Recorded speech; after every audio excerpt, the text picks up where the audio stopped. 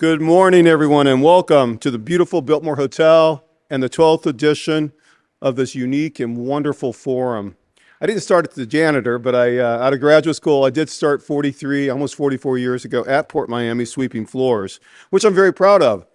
And I would return 26 years later as its director CEO. I've been in Miami and in Florida, had a career for 43 years, almost 44 now, and I'm very proud of our community and very proud of what we have accomplished together here in South Dade. I have the honor, the privilege of welcoming you to this 12th edition under the banner, Mastering the New Economy. I love these forums. They're a great opportunity to share ideas, express new ideas, and new, if you will, conversation. That's what these forums do. I stepped in as the president of the forum a few years ago when I stepped down as Florida Secretary of Commerce. And I did that for a specific reason, because I understand the value that these forums bring. It brings delegates and representatives from around not only the United States and Canada, but from around the world, again, to discuss and share new ideas. This year, I have the privilege to, as you will know, to share the role as co-vice president with someone who's very, and you're going to hear from him in just a moment, Carlos Diaz-Rosillo, who's the founding director of the Adam Smith Center of Economic Development at the great Florida International University. You'll also be, in a few minutes, you'll have the opportunity to interact and meet with the president of FIU who's with us today. Carlos, I really look forward to working with you on the continuation of these successful forums. I want to take just a second to introduce a couple of individuals that, again, you'll be hearing from this morning, actually this morning. And again, these are individuals who I know well, they're friends. The first is the chair of the Board of County Commissioners. He's been in that position now for about 2 years. He's doing an outstanding job.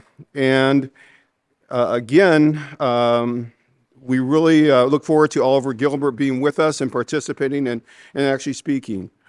I also would like to recognize and acknowledge a good friend of a number of years, the former Congresswoman here from South Florida.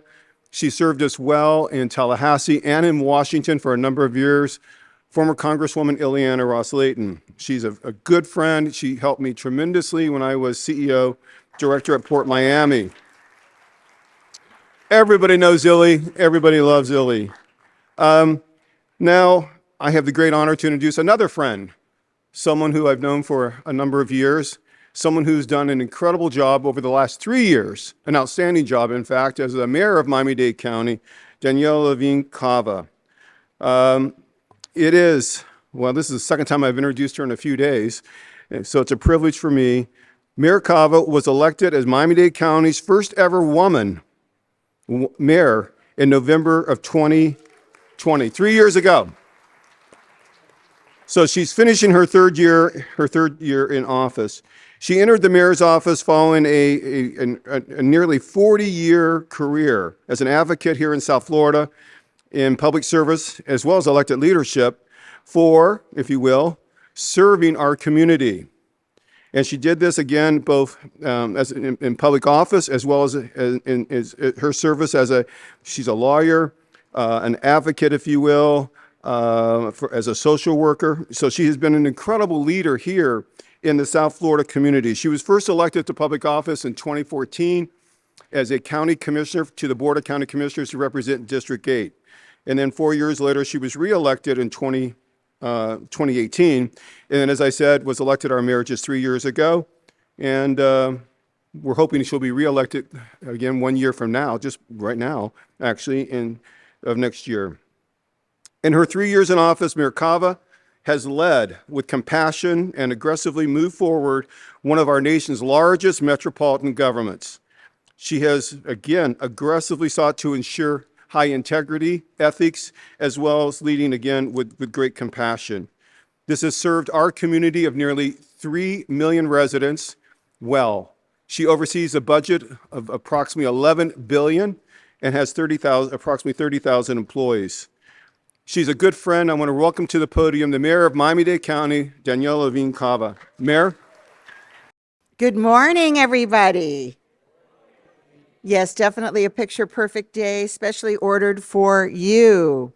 Definitely, Bill is a great friend, and when he calls, I come, just saying.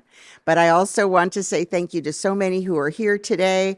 For example, our Congresswoman, yay, love her, Ileana, Ros-Lehtinen. Yeah, it's like this. I knew her since she was a junior state representative.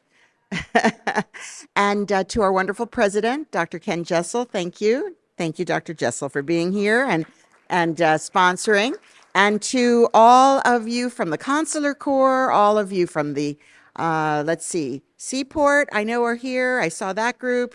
Hopefully Airport, all of our great economic engines, we welcome you. This 2023 World Strategic Forum Conference, Mastering the New Economy, and that's what we all need to do, right? It's a new day, a new economy, and we are ready. Actually, the lineup sounds great. I wish I could be with you the whole time, including the party part.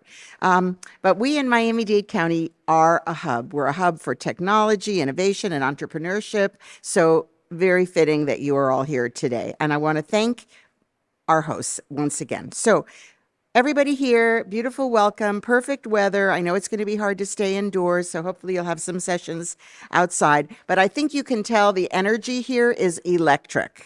We have lots of great energy. And like I like to say, how many live here? How many wish you lived here, right? We open the door. The red carpet is here for you. We are, of course, a gateway. You all know that. We are the gateway to Latin America, the Caribbean, increasingly Europe, Asia, Africa as well. We are the vibrant, multicultural, multilingual community, unlike any other place in the world. It's not just our diversity, it's our inclusion. So we truly love and embrace the great diversity of our beautiful community. Just a little bit about how well we've been doing, so I can brag a little bit here. We are considered one of, if not the most recovered economy is in the country. Okay, that's an applause line, ladies and gentlemen. And from 2017 to the end of 22, jobs increased by almost 12% in our county, outpacing the growth, the national growth of 2.4. So 2.4, 12%, you can see it everywhere. And last year, we drew a record amount of venture capital as well. We surpassed the $5.3 billion mark. It's our second straight yearly increase as well. And respected national venture investment firms like Andreessen Horowitz and Founders Fund are doing business here. So that used to be our Achilles heel. We didn't have the capital. Now we have the capital. And in the last 2 years, 320 companies moved to our region. I'm sure you know many of them, creating 20,000 new job openings. That's also an applause line, please. And tech accounted for the largest share of those jobs, more than half of them coming in the last 2 years. So clearly we know the private sector nationwide and abroad is realizing what we've known all along. We live in paradise. We are flanked by 2 national parks, and I'm proud to serve as the newest member of the National Park System Advisory Board. I'm very, very proud of that fact. Our county government recognizes how important this innovation is too. We're building a diverse and robust economy. It's critical to becoming more future ready. That is our tagline, future ready Miami-Dade County. And we're doing it while tackling the challenges. We have these huge opportunities, but also challenges. Housing affordability, our #1 challenge today. Some of you may be feeling that yourselves, or you know people who are your loved ones, your children, for example. It's affecting all of us. And that's why my Future Ready Economic Development Plan includes 3 critical pillars. Advancing our local workforce to make sure that they are future ready, that they can get these great jobs in the new economy. Supporting our small businesses, which are still the backbone of our economy, and even the big ones that come, they have to purchase locally, they have to hire locally, and we want to be ready. And in unleashing innovation, the innovation economy, and that is us. So to do this, we're strengthening our partnerships across the public and private sector. We're scaling programs to empower our local workforce with the knowledge and skills that they need for these growing fields like tech. We were just, by the way, recognized by the federal government as one of 31 tech hubs in the country, in our case, climate tech. So stay tuned. We're going to be growing and competing for the $50 to $75 million pot that comes along with that designation. And knock on wood, we will be there soon. I don't hear the knocking. Okay. Thank you, thank you. And the way we're doing business is changing rapidly as well. Jobs outside the tech sector, like healthcare and administrative services, all require technology. It's technology in all things, right, ladies and gentlemen? There is no escape. And so we have to work super hard to make sure that people have access. We're focusing on the talent pipeline. We, for the first time in the history of the county, actually put money into college scholarships at Miami-Dade College. That was amazing. We launched it last week. Thank you. Our Future Ready Miami-Dade scholarships, we put up to $3 million. We expect to serve 2,000 people this year who, but for that last dollar gap funding, might not be able to continue their education. So very important that we keep them going to get their associates at zero cost, ladies and gentlemen. So we're also cutting red tape to be a more business-friendly ecosystem. And I am personally very business-friendly. Ken Griffin said so on national TV, so it must be true. And to help our small businesses, we have the Strive 305 program. We've helped up to 10,000 small businesses to be successful. As far as access to the internet, which is our lifeline now, we have our Broadband and Digital Equity Action Plan. We rolled it out last week with the Miami Foundation and the Miami Connected Project. We're laying out a strategy to connect every neighborhood with fast, affordable internet. It has to be affordable and it has to be fast. So it's critical, we know, to the future.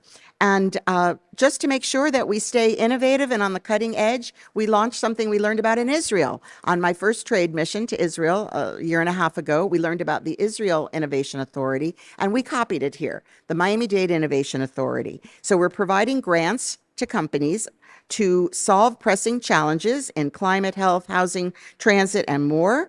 And then we're going to pilot those with the county, see how well they do, and hopefully we'll be able to prove success and then scale those solutions. And the first one we did was on seaweed, sargassum. And the responses have just come rolling in, and I can't tell you who's going to win, but some really amazing, amazing products and concepts of how to deal with the sargassum, which might be looked at as a problem, but in actual fact will become a solution. So my message to you is build here, invest here. We have programs to make things come together for you more quickly, more cheaply with our funds. And for example, JP Morgan Chase, one of our partner private investing firms, invested in Tech Equity Miami.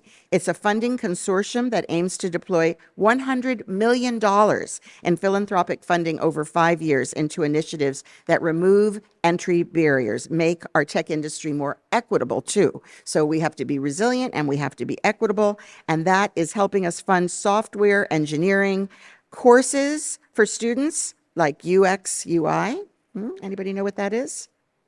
Okay, somebody does. You took the course, I did not. And the Javier Cotto Scholarship with Miami-Dade College, which gives free access to certificates for high-demand tech skills such as cybersecurity and AI.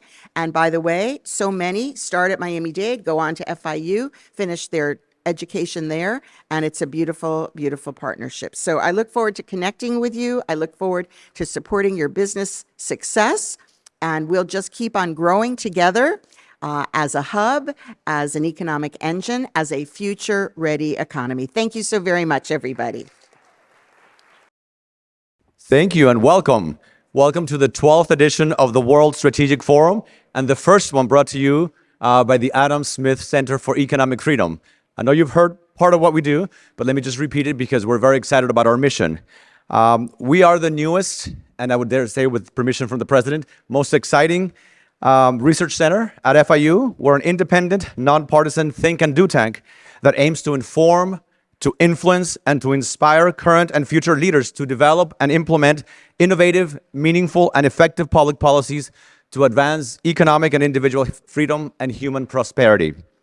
The center was established recently by the legislature and the governor of the great state of Florida to harness the power of rigorous research to offer a better understanding of the free enterprise system and its impact on individual freedom and human prosperity around the world, but especially in the United States and given our location in Miami, in Latin America, and the Caribbean. Through our different activities and programs, we hope to inspire and enlighten policy discussions, analysis, and decision-making. And the way I look at it, there's 4 key pillars to what we do. The first one is to promote excellence in education and mentorship by offering exceptional multidisciplinary programs of study on a variety of topics related to public policy and the free enterprise system, and offering fellowship and mentoring opportunities to our amazing students at FIU.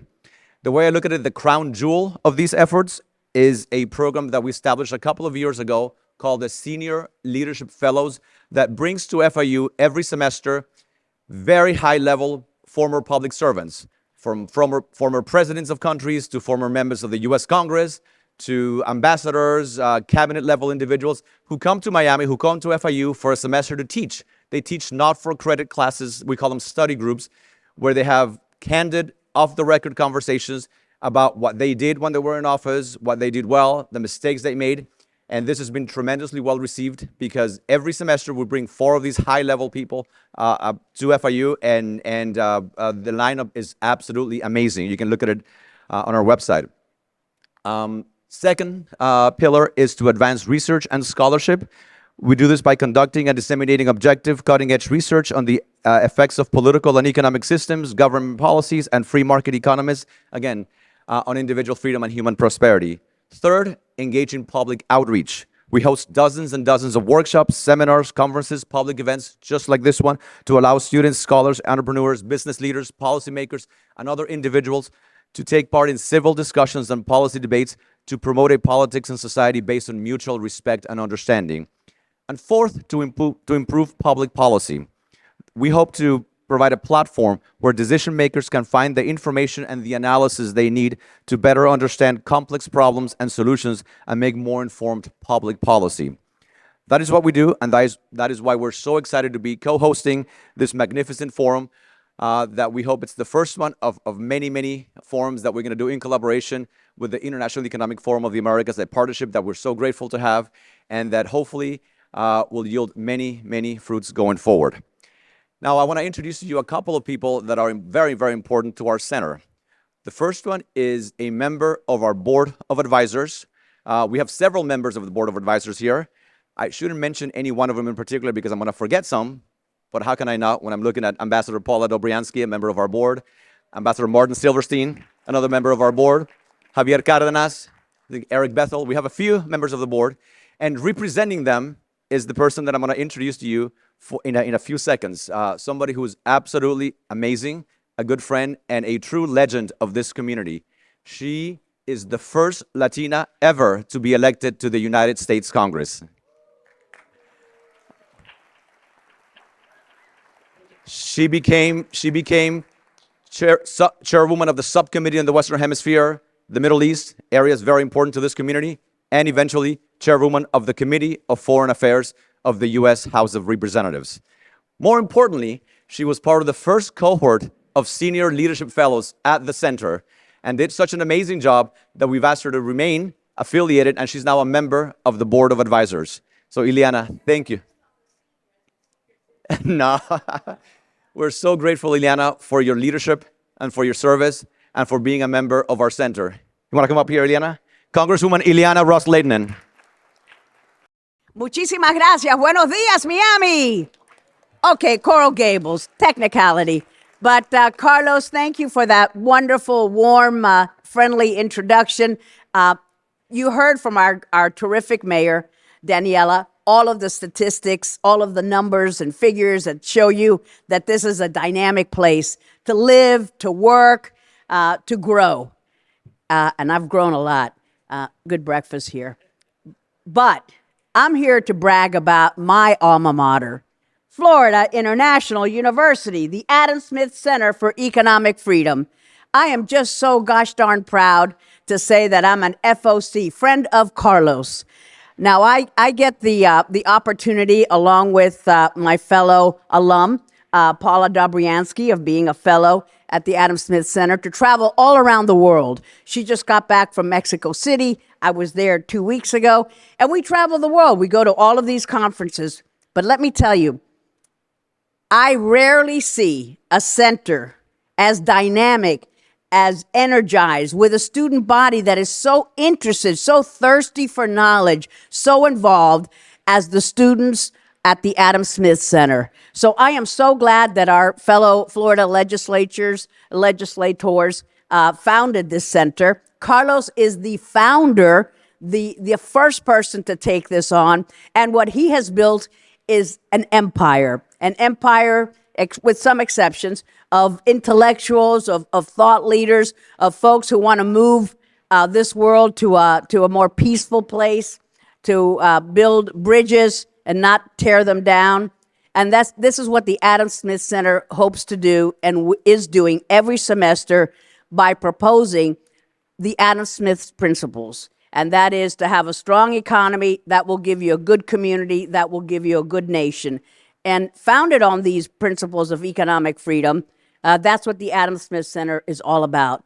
So if you know any young people who are interested in an informal discussion with ambassadors, with presidents, with former presidents, I mean, he's got the whole gamut of people who are fellows at the FIU Adam Smith Center. So I hope that this center continues to grow, because under Carlos's leadership, it will. And I know that they will keep attracting the best students and the best thought leaders to be part of this growing institute. I'm also, along with Paula, one of the founding members of the Board of Advisors, and we're just so gosh darn proud to be part of this organization. So anytime you hear about a potential investor who wants to say, hey, where can I put my money to good use?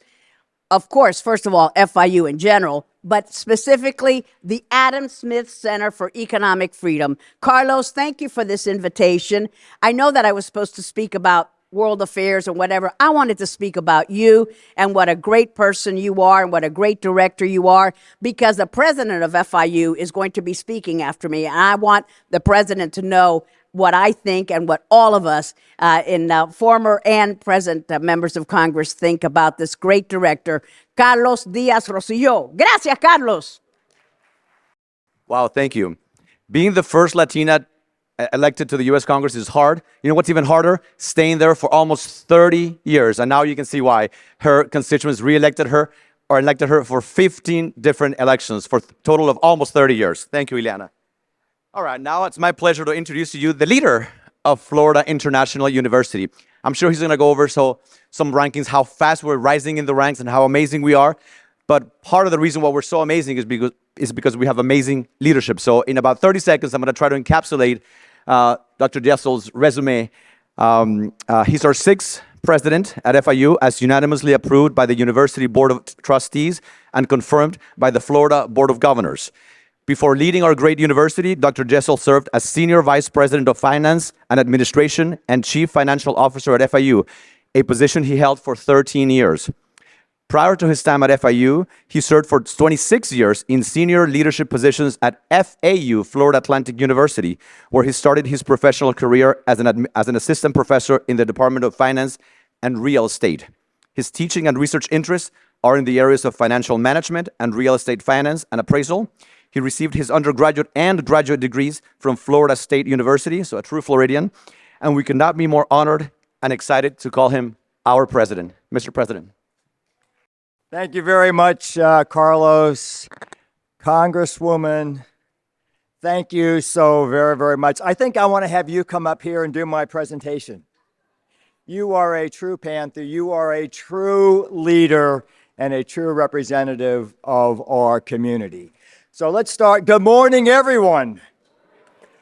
I am so excited to be here in the City Beautiful and at this renowned Coral Gables landmark, the beautiful Biltmore Hotel, for this year's World Strategic Forum.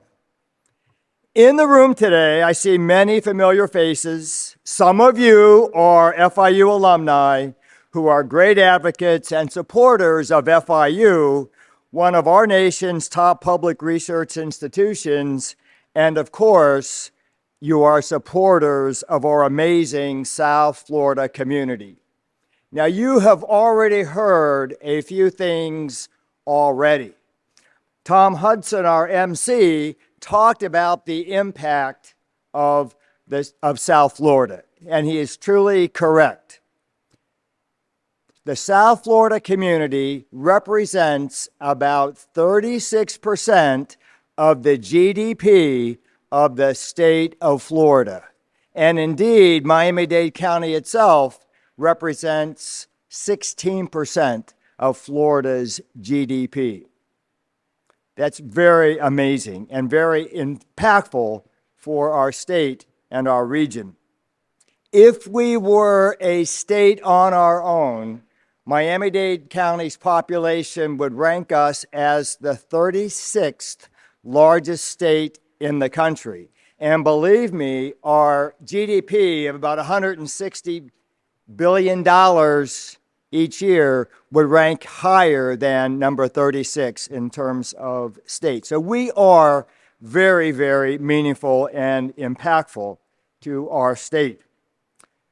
FIU has over 300,000 alums, and 85% of those alums stay in the South Florida community. So you can't talk about South Florida's economy, and South Florida's community without talking about FIU. And we are so proud of your public university. Earlier this year, the Wall Street Journal ranked us number 4 public university in the country. Number 4 public for an institution that is only 50 years young. And FIU also ranked among the top 10 universities in the nation for return on investment, both public and private universities. So here we are, FIU, 50 years young, in the company of City University of New York, Princeton, MIT, Harvard, Stanford, and Yale. We were ranked number 8 in terms of return on investment. And as Carlos mentioned a few minutes ago, we have been the fastest rising university, public university in U.S. news over the last decade. So you can be very proud of your university. It is great to be in your company for what promises to be a very insightful and productive forum. I understand we have almost 750 registrants participating in the forum, and these individuals come from almost every country throughout the world.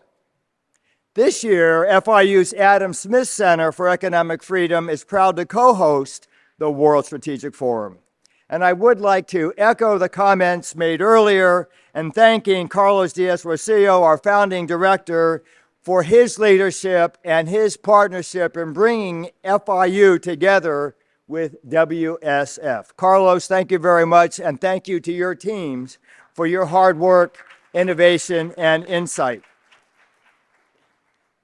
Like the forum, our university is at the epicenter of finding solutions to the world's most pressing issues: environmental resilience, technology, healthcare, infrastructure, and more. And let's face it, on so many of these issues, housing, environment, health, technology, and innovation, South Florida is the epicenter of those challenges. So we can find those solutions that can be applied not only locally, but certainly globally. With more than $300 million in annual research expenditures, FIU, like WSF, is making a real impact where it matters the most, and preparing our students to lead with knowledge, passion, and innovation. Over the next few days, as you touch upon complex issues around global trade, the environment, leadership, and others, we invite you to tap into the expertise of our researchers, our faculty members, and especially our amazing students who represent our future. Together, we can do our part to make our world a better place. Thank you, have a great day, and enjoy the forum.